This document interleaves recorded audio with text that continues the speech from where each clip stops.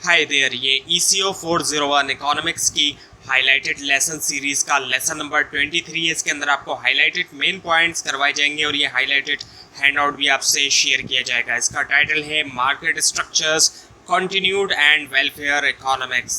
इसके अंदर सबसे पहले है प्राइस स्टेबिलिटी इन नॉन कोलूसिव ओलिगोपोलीज, यानी कि king demand curve. King demand curve होता है जब नॉन कोलूसिव ओलिगोपोली होती हैं। कोलूसिव ओलिगोपोली के अंदर किंग डिमांड कर्व नहीं होता, वहाँ पे फर्म्स जो है वो मोनोपोली की तरह काम करती हैं। लेकिन यहाँ पर किंग डिमांड कर्व होता है जो कि एक्सप्लेन करता है स्टिकनेस को प्राइजेस की ओलिगोपोली मार्केट के अंदर। और किंग डिमांड कर्व जो है वो दो अजम्पशन के ऊपर बेस करता है। एक तो ये कि अगर फर्म प्राइस को बढ़ाएगी तो कोई दूसरी फर्म को प्राइस नहीं बढ़ाएगी, और उसके नतीजे में क्या होगा कि जो फर्म प्राइस बढ़ाएगी तो उसकी सेल्स जो है वो गिर जाएगी, और अगर वो प्राइस लो करेगी तो फिर बाकी सारी फर्म्स भी प्राइस को लो कर देंगी। और इसी चीज़ को यहाँ पे दिखाया जा रहा है। नॉर्मली जो डिमांड कर्व होता है वो डाउनवर्ड स्लोपिंग होता है, लेकिन यहाँ पे जो कर्व है तो ये भी डाउनवर्ड स्लोपिंग, ये दो हिस्सों में बटा हुआ है। अगर आप अबव द किंग देखें तो वो रिलेटिवली इलास्टिक है, और बिलो द किंग अगर आप देखें तो रिलेटिवली इन इलास्टिक है। तो ये फ़र्क है किंग डिमांड कर्व में और एक नॉर्मल डिमांड कर्व के अंदर। दो डिस्टिंक्ट सेगमेंट हैं इसके। जैसे कि ऊपर आपको बताया गया कि एक रिलेटिवली मोर इलास्टिक सेगमेंट, प्राइस इंक्रीज अगर होता है तो उसके लिए ज़्यादा इलास्टिक सेगमेंट है, और लेस इलास्टिक सेगमेंट है अगर प्राइस जो है वो डिक्रीज होता है। तो यानी कि प्राइस अगर बढ़ाया जाएगा तो बहुत ज़्यादा सेल गिर जाएगी, लेकिन अगर प्राइस कम किया जाएगा तो सेल कोई ख़ास बढ़ेगी नहीं, क्योंकि बाकी फर्म भी प्राइस गिरा देंगी। उसके बाद फिर non price competition. Non price competition वो कंपटीशन होता है जो कि प्राइस के अलावा दूसरे फैक्टर्स के ऊपर बेस करता है, जैसे कि एडवर्टाइजिंग एक्सपेंडिचर है। उसके बाद फिर oligopoly and public interest. Oligopoly market के अंदर अगर पब्लिक इंटरेस्ट की बात की जाए तो फर्म्स जो है यहाँ पर सुपर नॉर्मल प्रॉफिट अर्न कर सकती हैं, और यही जो है वो मोनोपोली का फीचर है। और कोलूसिव ओलिगोपोली के अंदर जब फर्म कोलूडेड हो जाती हैं तो फिर वो मोनोपोली की तरह बिहेव करती हैं, मोनोपोली की तरह बन जाती हैं। उसके बाद है फिर वेलफेयर इकोनॉमिक्स। वेलफेयर इकोनॉमिक्स एक ब्रांच है इकोनॉमिक्स के अंदर जो डील करती है नॉर्मेटिव इश्यूज़ को, और इसके नाम से ही पता चल रहा है कि वेलफेयर की बात हो रही है। एनालाइज करती है ये वेलफेयर, सोशल वेलफेयर को इकोनॉमिक्स एक्टिविटीज़ की टर्म में। उसके बाद है फिर marginal private cost of advertising. Marginal private cost of advertising से मुराद वो कॉस्ट होती है जो कि हर एडिशनल टीवी कमर्शियल या न्यूज़पेपर एडवर्टाइजिंग के ऊपर एक फर्म को बेयर करना पड़ती है, बर्दाश्त करना पड़ती है। उसके बाद है फिर मार्जिनल सोशल कॉस्ट।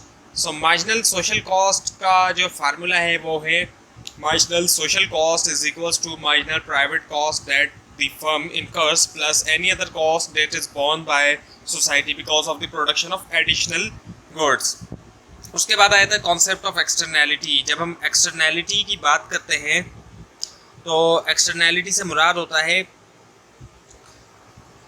जो लोग गुड्स एंड सर्विसेज की प्रोडक्शन में और उसकी बाइंग सेलिंग के अंदर इन्वॉल्व नहीं हैं, वो भी अफेक्ट होते हैं जब कोई भी इस तरह की चीज़ होती है। जैसे कि कोई फ्लावर्स लगाता है तो बाहर जो दूसरे लोग हैं आसपास के वो भी फ्लावर्स की स्मेल से अफेक्ट हो रहे हैं। लेकिन अब एक्सटर्नैलिटी पॉजिटिव भी हो सकती है और नेगेटिव भी हो सकती है। पॉजिटिव तो ये कि जब फ्लावर लगाए जाएंगे जो उसकी स्मेल होगी उससे लोग जो है उनको फ़ायदा होगा। लेकिन नेगेटिव एक्सटर्नैलिटी होती है जैसे कि एक केमिकल की फर्म है, वो केमिकल बना रही है, केमिकल तो खैर फ़ायदेमंद है, लेकिन जो उसका टॉक्सिक मटेरियल निकल रहा है वो उसको रिवर में फेंक देते हैं, जो टॉक्सिक जहरीला जो उसका मटेरियल निकल रहा है, और वो रिवर को नुकसान पहुंचाती है। और इसी तरह फिश जो है वो उससे डाई हो जाती है, मर जाती हैं फिशेस, तो फार्मर को भी उससे नुकसान है, और जो फिशरमैन है उनको भी नुकसान है। फिशरमैन का भी नुकसान हो रहा है, फिश मर रही हैं, और जो फार्मर है उसका लिए भी पानी जो है वो टॉक्सिक हो चुका है, जहरीला पानी हो चुका है। अब इस एक्सटर्नैलिटी को यहाँ ग्राफ के ज़रिए दिखाया जा रहा है, और ये ग्राफ ओलिगोपोली का शो किया जा रहा है क्योंकि फर्म जो है chemical producing firm normally oligopoly होती हैं। इसी वजह से जो डिमांड कर्व है D=AR वो जो है डाउनवर्ड स्लोपिंग है, और MR कर्व भी डाउनवर्ड स्लोपिंग है। जैसे जैसे फर्म जो है वो प्रोड्यूस करेगी जितना ज़्यादा केमिकल, उतना ही ज़्यादा टॉक्सिक मटेरियल भी प्रोड्यूस होगा। अब इसके अंदर जहाँ MR is equals to MC है, वहीं पर क्वांटिटी भी है और वहीं पर प्राइस है। क्वांटिटी Q है और प्राइस जो है वो P1, देख सकते हैं जो प्राइस है वो P1 है। लेकिन एक्सटर्नैलिटी होने की वजह से क्या होगा कि ये जो कर्व है MC वाला, ये शिफ्ट कर जाएगा MSC कर्व की तरफ, मार्जिनल सोशल कॉस्ट की वाले कर्व पे ये शिफ्ट कर जाएगा। क्यों? क्योंकि नेगेटिव एक्सटर्नैलिटी की वजह से जो प्रोडक्शन हो रही है उसकी नेगेटिव एक्सटर्नैलिटी है। जैसा कि आपको बताया गया कि वो जो टॉक्सिक मटेरियल है वो नुकसानदेह है रिवर के लिए भी और जो फ़िश हैं उनके लिए भी। एक तरफ तो वाटर टॉक्सिक हो जाएगा और दूसरी तरफ फ़िश मर जाएंगी। इसी वजह से जो मार्जिनल कॉस्ट का कर्व है वो मार्जिनल सोशल कॉस्ट के अंदर शिफ्ट हो जाएगा। और अब जो क्वांटिटी होगी वो Q वाली होगी, जो दूसरी वाली Q है लेफ़्ट साइड वाली Q, और जो प्राइस होगी वो P2 होगी, यानी कि क्वांटिटी भी कम और प्राइस भी इसकी जो है वो ज़्यादा होगी। उसके बाद है फिर optimal level of production. Socially जो ऑप्टिमल लेवल होता है प्रोडक्शन का, उससे मुराद ये होता है कि वो प्रोडक्शन का लेवल जिसमें एक्सटर्नैलिटी जो है वो फुली इंटरनलाइज हो। उसके बाद है फिर टैक्स। टैक्स क्या है? टैक्स आपको नॉर्मली तो पता ही होगा कि टैक्स किसको कहा जाता है। टैक्स जो है वो प्राइस जो है बढ़ाता है चीज़ों के और वो शिफ्ट कर देता है सप्लाई कर्व को वर्टिकली जो है वो अपवर्ड की तरफ। और मार्केट फेलियर क्या है? मार्केट फेलियर का मतलब ये होता है कि इम्परफेक्शन होना प्राइस सिस्टम में, जो कि प्रिवेंट करता है एफिशिएंट एलोकेशन जो है वो रिसोर्सेज की। उसके बाद आता है फिर मेरिट गुड्स। मेरिट गुड्स का क्या मतलब है? मेरिट गुड्स से मुराद वो गुड्स होते हैं जो कि गवर्नमेंट चाहती है कि कंज्यूमर जो है वो कंज्यूम करे ज़्यादा, जैसे कि एजुकेशन है। एजुकेशन की अगर हम मिसाल लें एजुकेशन इसकी बहुत बड़ी एग्जाम्पल है और यहाँ पे ग्राफ भी इसका मौजूद है।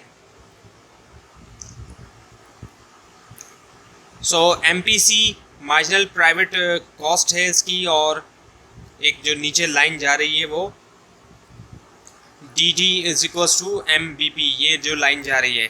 अब जो यहाँ पर ये दोनों जब इंटरसेक्ट कर रही है प्राइस P1 और Q1 क्वांटिटी यहाँ पर जो है वो एजुकेशन दी जा रही है।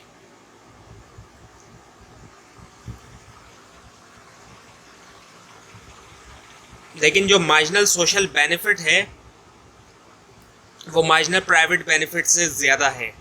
जो ये वाला कर्व है DD is equals to MBP, ये जो है मार्जिनल प्राइवेट बेनिफिट का कर्व है। ये शिफ्ट होगा MS कर्व की तरफ, यानी कि मार्जिनल सोशल बेनिफिट की तरफ। जब मार्जिनल सोशल बेनिफिट की तरफ कर्व शिफ्ट हो जाएगा जो प्राइस होंगे एजुकेशन के वो भी बढ़ जाएंगे, P1 से P2 हो जाएगा और जो क्वांटिटी है वो Q1 से Q2 हो जाएगी।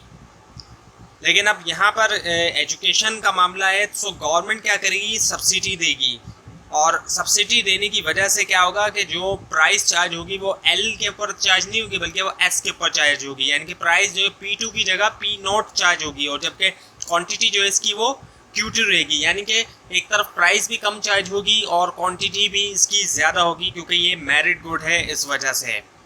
और आखिर में है फिर पब्लिक गुड्स। पब्लिक गुड्स वो होते हैं जिनके बेनिफिट्स जो वो पूरी की पूरी कम्युनिटी के ऊपर फैले हुए होते हैं। पूरी की पूरी जो कम्युनिटी होती है वो उसके फ़ायदे उठाती है, और इसके अंदर दो करैक्टरिस्टिक्स, एक तो ये नन राइवल होते हैं और नन एक्सक्लूडेबल होते हैं। नन राइवल होने की वजह से ऐसा नहीं होता कि एक शख्स अगर इसको इस्तेमाल करे तो दूसरे के लिए कम हो जाए। जैसे स्ट्रीट लाइट्स की मिसाल ले ली जाए, अगर एक शख्स स्ट्रीट लाइट से गुजर रहा है तो ऐसा नहीं कि दूसरे के लिए स्ट्रीट लाइट की कमी आएगी। और इसी तरह से नन एक्सक्लूडेबल है। स्ट्रीट लाइट्स की मिसाल दोबारा ली जाए कि हम उससे किसी को निकाल नहीं सकते। और नेशनल डिफेंस की भी अगर मिसाल ली जाए तो तमाम के तमाम जितने भी लोग होते हैं कम्युनिटी में उन सब के लिए नेशनल गुड होता है। तो ये हुआ लेसन नंबर 23